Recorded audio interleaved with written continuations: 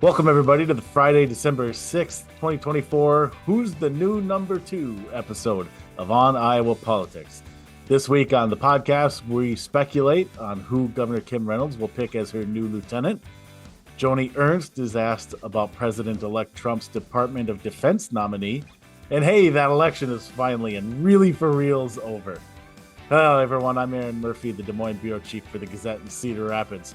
In honor of the new Star Wars show on Disney Plus, we're working with the skeleton crew this week. Other duties as assigned, pulling some folks away.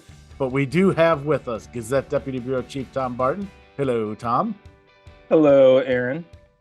And Sarah Watson of the Quad City Times is here. Hey, Sarah. Greetings, Erin.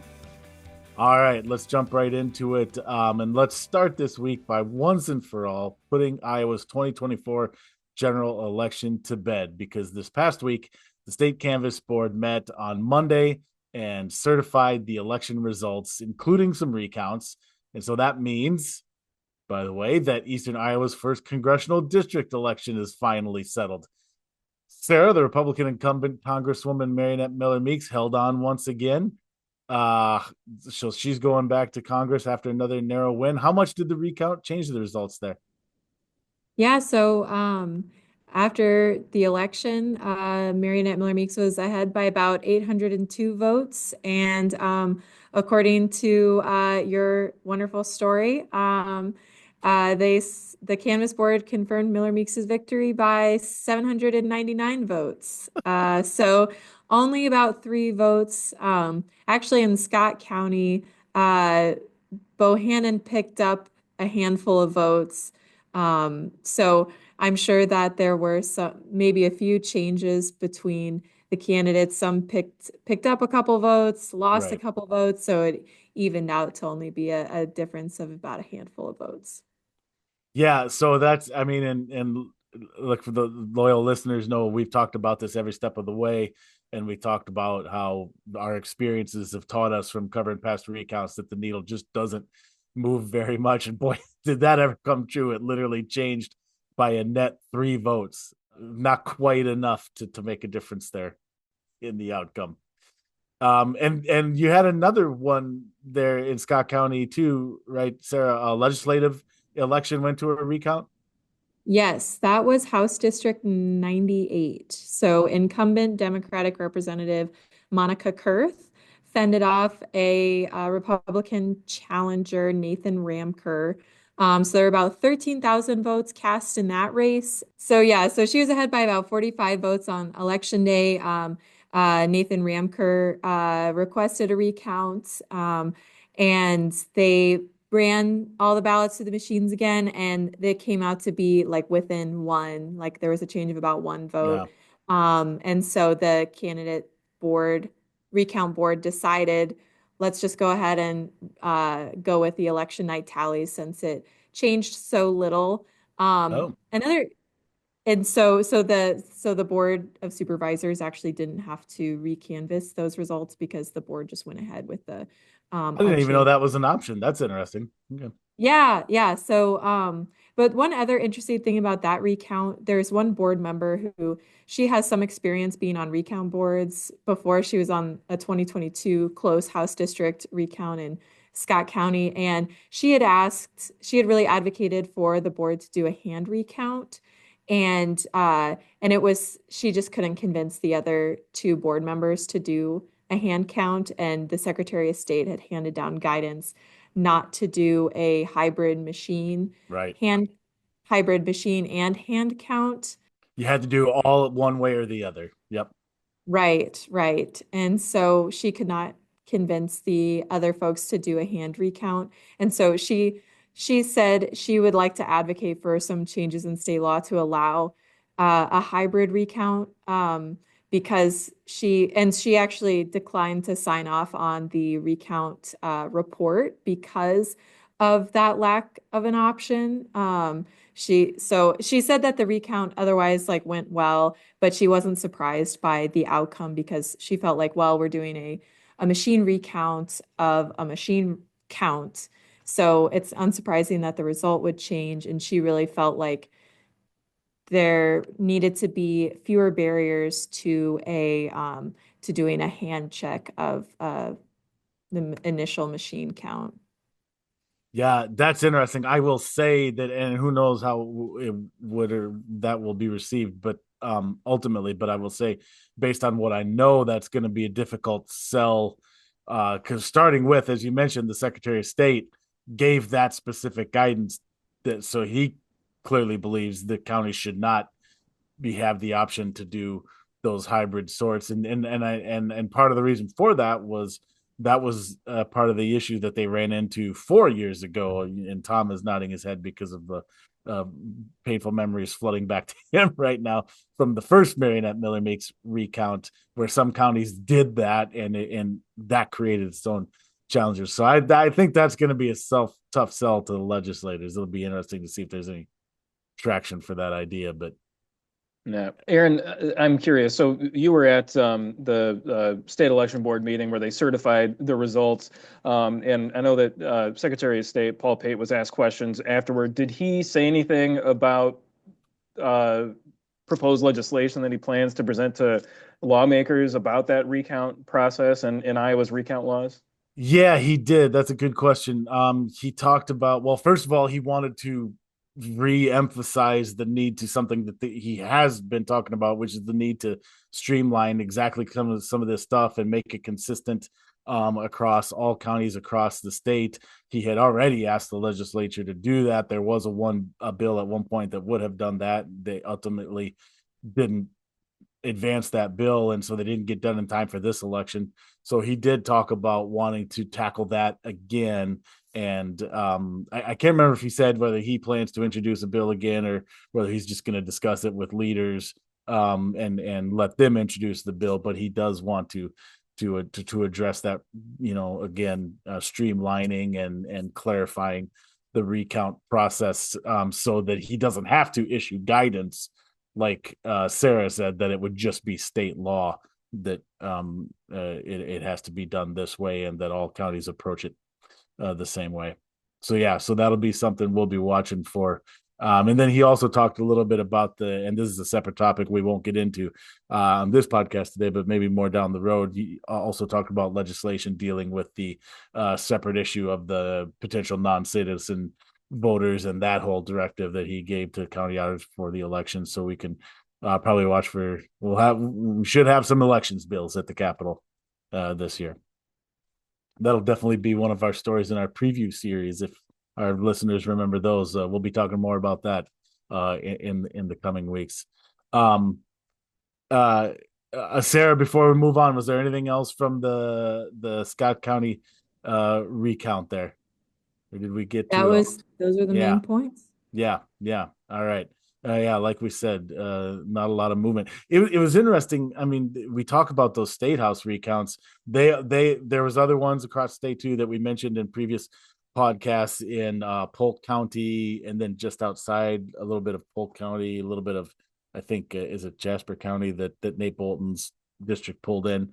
But anyways, that those all held up too. The results held up. But man, if you want to feel good about your election system and your elections workers, one of those, and I'm trying to remember now which one it was. It was either it wasn't the Trongarian one, so it must have been the Nate Bolton Mike Pike recount. They came back with the literally exact same vote total from the election night results, so it didn't change at all. 0 votes in that one.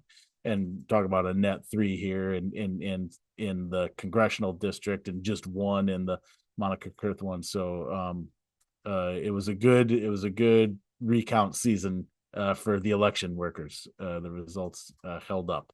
Moving on elsewhere this week, Iowa Republican U.S. Senator Joni Ernst, during a Fox News interview, declined at this point to commit to supporting Pete Hegseth, who is President-elect Donald Trump's nominee to head the U.S. Department of Defense. Hegseth, a former Fox News host and an Army National Guard veteran who served in Iraq and Afghanistan, has in the past said he believes that women should not serve in combat roles in the U.S. military, and in a 2017 police report in California was accused of sexually assaulting a woman. I should point out that no charges were filed in that case, and Hegseth and the woman settled out of court and entered into a non-disclosure agreement. Ernst here, it should be noted, is a former officer in the Iowa National Guard and was the first female combat veteran elected to the U.S. Senate, and is also a sexual assault survivor. So a couple of things in conflict there. Tom, Ernst also didn't rule out eventually supporting Hegseth's nomination. She just said, basically, she was asked, "It sounds like you're not a yes yet," and she said that's accurate, and that the confirmation hearing will be critical if and when Hegseth gets there. So she's made clear she's not a yes at this point, and that is important given the slim majority Senate Republicans will be working with, isn't it? Yeah, you're exactly right. Republicans have a slim majority in the Senate, and Joni Ernst is seen as a key or a critical barometer, I should say, for Hegseth's support among Senate Republicans, given her key role as a Republican on the Senate Armed Services Committee. And as you mentioned, being a combat veteran herself, the first female combat veteran elected to the U.S. Senate, as well as her legislative record, where she's made combating sexual assault and harassment in the military really a key bipartisan focus of her time in the Senate, and has supported various legislative bills, proposals, has worked across the aisle on that issue. I think it is, it's going to be important. It's going to be telling where Senator Ernst falls on his nomination, and the fact that she's not ready to say yes, that she's not ready to back him yet, I think is pretty telling. Again, given how, given the disparity between their records there, particularly as it pertains to the role of women serving in combat roles in the military, and how he's going to respond to these sexual misconduct allegations. And it's also worth noting that Ernst is being rumored as a possible replacement. Yeah, that's a good point. For the post, right? So, it can be a combination of those things. Maybe Joni Ernst is still angling and trying to build support to step in as a replacement, or maybe it's more a matter of just not being comfortable again with the baggage that Hegseth brings with him, with the reports, the allegations of not only alleged sexual misconduct, but also problematic drinking behavior, and having difficulty or being let go from veterans organizations because of financial mismanagement.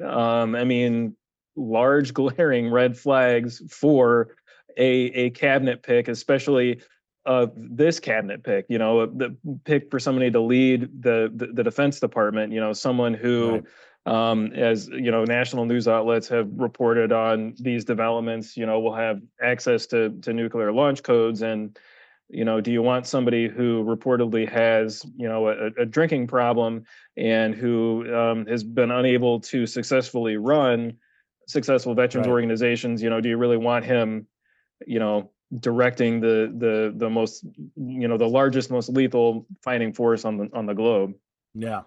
And I think it bears noting too that Ernst, and we can lump Grassley into this too, from what we've heard from them, for the most part, they've been largely supportive of President Trump's nominations. I should have thought of this before. I don't know. So you think about the ones who have had trouble. We're beyond Matt Gaetz now. The other one that's, I think, the most tenuous, fair to say, is RFK Jr.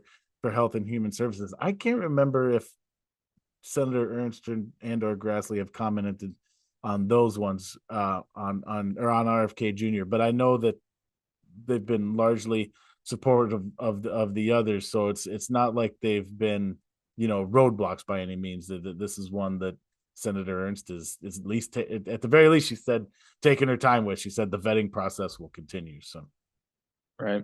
So obviously we'll keep an eye on that. That's a developing story, and we'll see ultimately where Joni Ernst lands on that. If again, no lock that Pete Hegseth makes it as far as his confirmation hearing. Maybe he gets maybe he drops out. Maybe his President-elect Trump withdraws his nomination if he doesn't see the votes there. Whatever it may be, we'll keep an eye on it.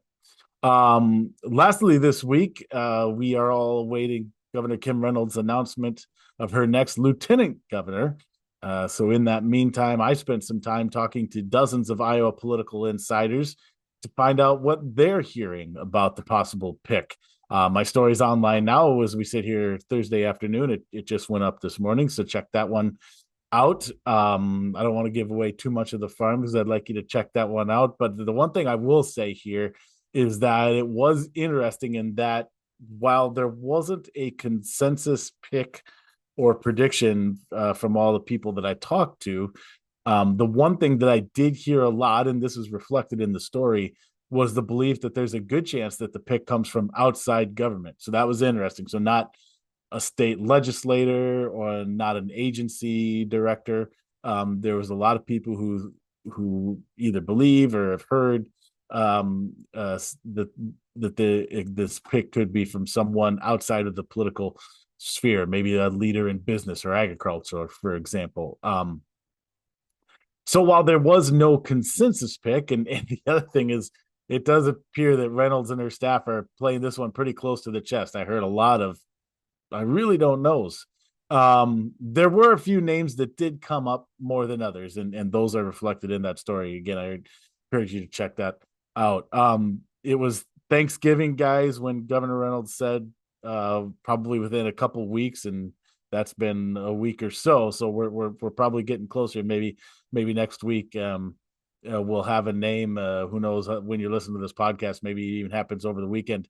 Anybody before that announcement comes want to stick out their neck and make a prediction? I put down names in the story, so I'm letting myself off the hook from it. Anyone else want to gaze into their crystal ball and make a call here?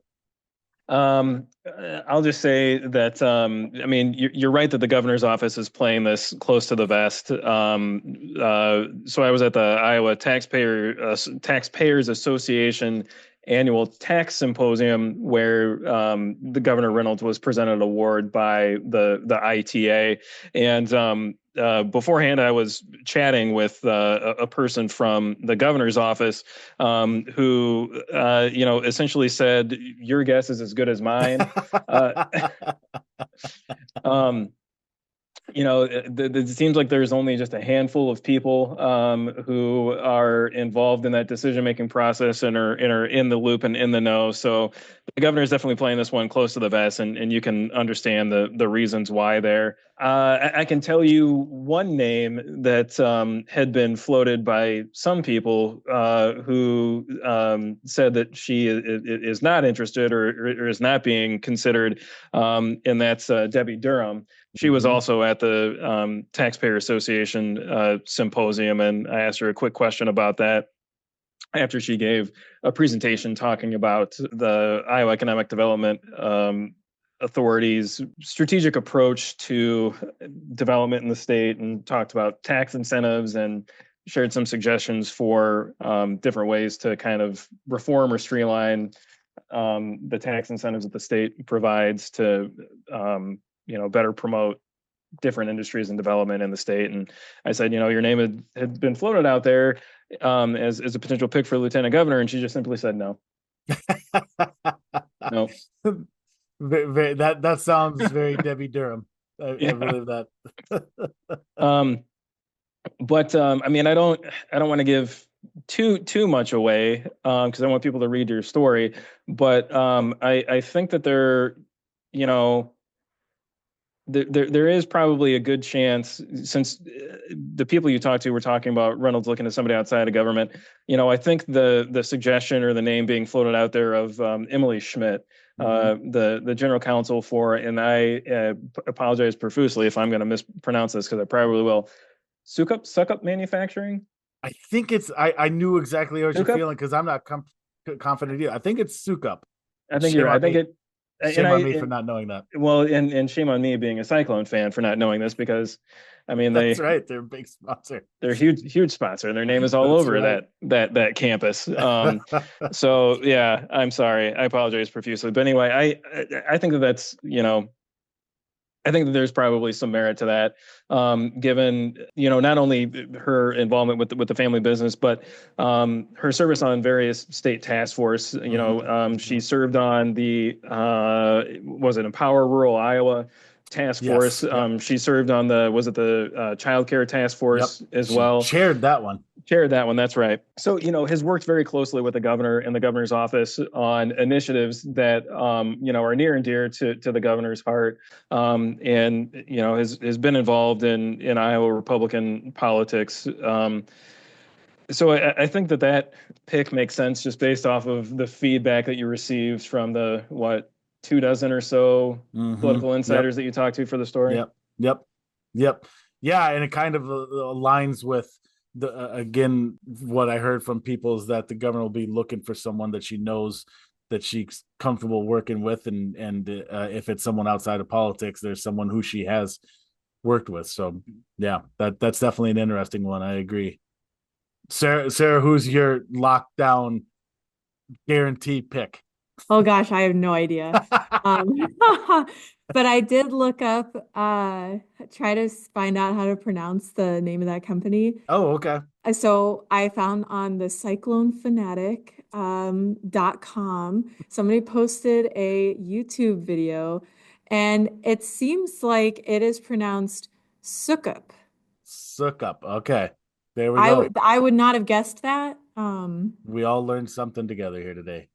One thing I guess I did just want to note from your story, kind of the, traditional political thinking, if you're like running for office, you might think that Reynolds might want a gender balance on the ticket. And so I thought it was interesting and cool that there are a lot of women being considered for the role. Yeah. And I don't know that I put this in the story. I don't think I did. I had more than one source tell me that, yeah, she's not worried about, I guess I shouldn't say they know she's not worried. Their sense was she's not worried about that at all and would be super comfortable, if not prefer, to choose a woman and have an all-woman ticket theoretically in 2 years, assuming she runs for a re-election, with which the shifting trend seems to be that people think that she will. So yeah, that's a good point, Sarah. Yep. Yeah, and so because of that, there are a number of women on that list. Yep. All right. Well, we'll all keep our ears to the ground and or watch out for that press release, and we'll know eventually, and we'll see if I go 2 for 2. I wrote that story 7 years ago as well, when Kim Reynolds was making her first pick after being promoted from lieutenant governor to governor, and the first name on the list in that story was Adam Gregg. So we'll see if we've got the next lieutenant governor on that list in this story as well, or if a curveball comes, which I'm going to be honest, for reasons we've already established here, wouldn't surprise me, because again, yeah, and Tom's right. I've heard very similar things, that there's you can basically, it sounds like, count on one hand the number of people in the governor's office who know what's actually going on here. So a lot of people are going to find out together whenever this announcement comes. And we will talk about that right here on the On Iowa Politics podcast. But that's going to do it for this episode. If you're not already, please subscribe to us on your streaming service of choice or on YouTube, where you should also smash that like button. You also can find the podcast each and every week on your preferred Gazette or Lee newspaper website. And now that you've listened to the On Iowa Politics podcast, make sure you're also subscribed to the On Iowa Politics newsletter, where every morning in your inbox you'll receive all the latest politics and government coverage from our team. You can subscribe to that free newsletter at the Gazette's website, thegazette.com. And lastly, don't forget that the work of everyone you heard here today can be found on the pages and websites of the Quad City Times, Muscatine Journal, Cedar Rapids Gazette, Waterloo Cedar Falls Courier, Mesa City Globe Gazette, Council Bluffs Daily Nonpareil, and the Sioux City Journal. For Tom Barton, Sarah Watson, and our producer Bailey.cichon, I'm Erin Murphy. Be well, everyone, and be good.